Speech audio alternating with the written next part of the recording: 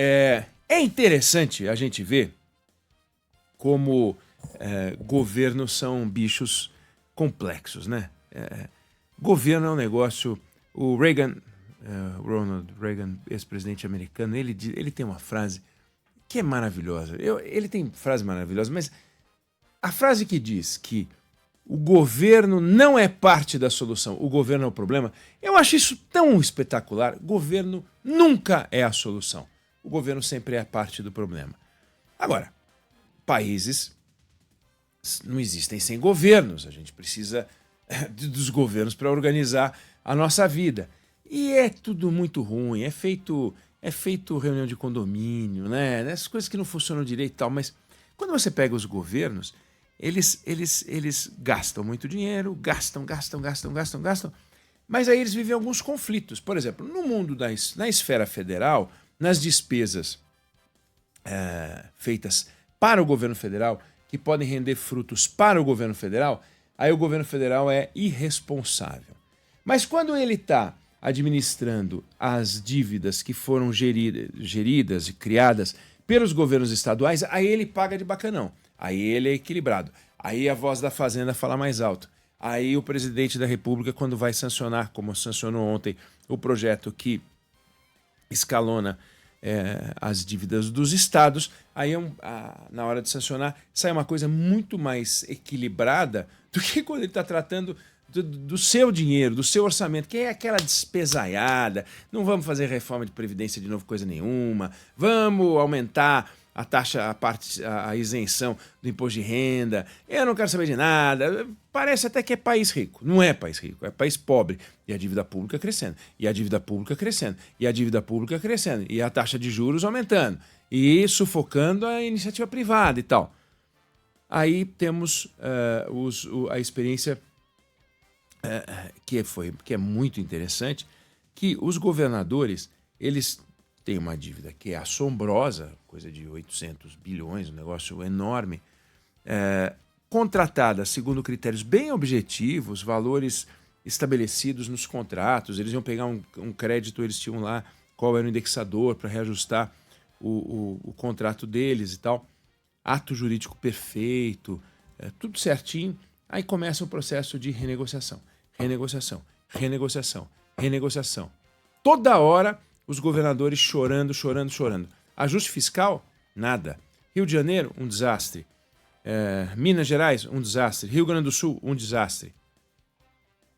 E aí os governadores começam a chorar. No governo Dilma, o indexador da dívida dos estados cai para um patamar que é exatamente o mesmo patamar que o governo paga federal nas suas dívidas, que é IPCA mais 4%, mas ainda assim, esses camaradas choraram e se recusaram a pagar e entraram no Supremo Tribunal Federal e conseguiram eliminar. É um bando de chorão. Bando de chorão.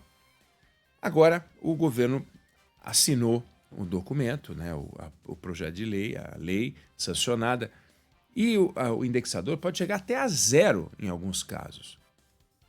O que é um presente de pai para filho, para um bando de irresponsáveis que são esses governadores gastões.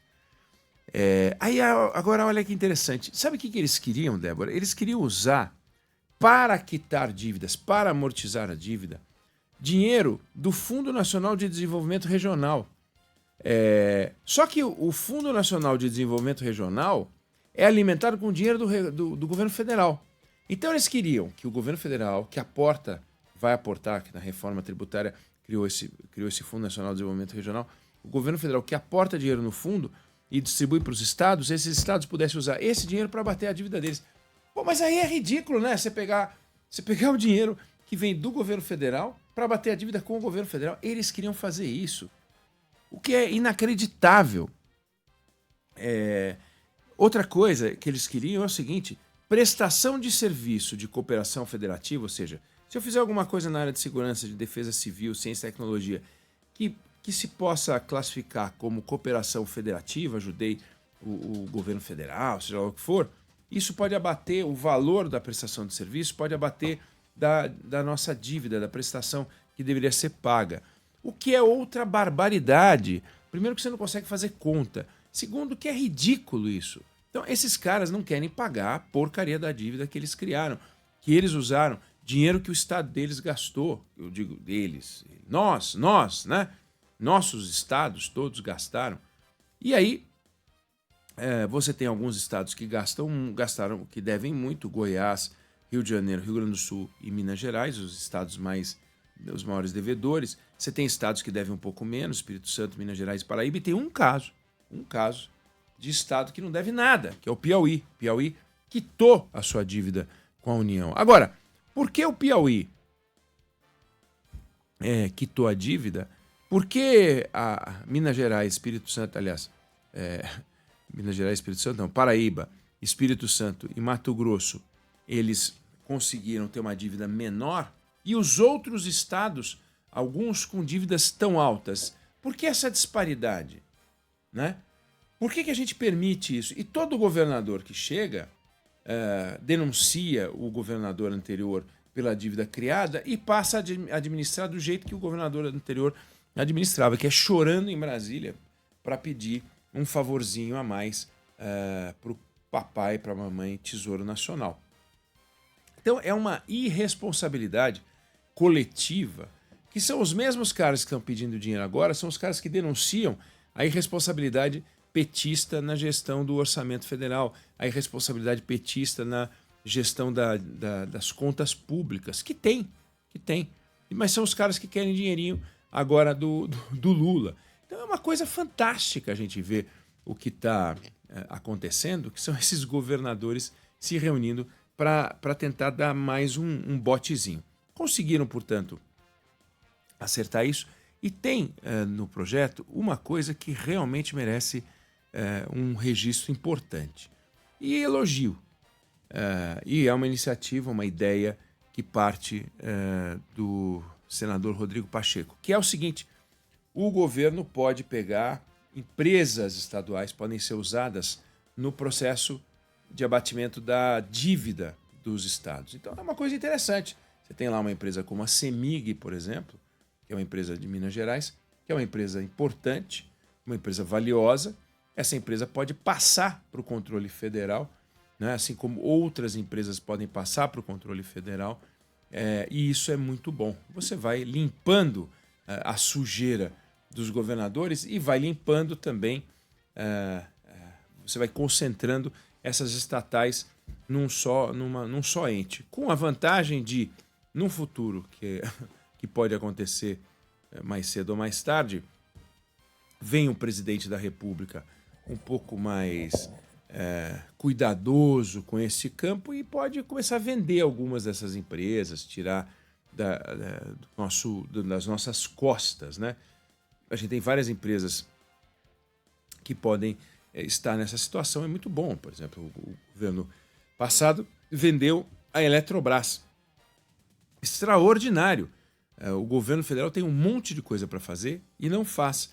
E fica aí com essas estatais fazendo favores e tal, que não é bacana.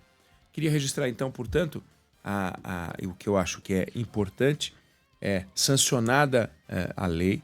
Isso é uma novela que vem governo atrás de governo, uma discussão interminável sobre a dívida dos estados.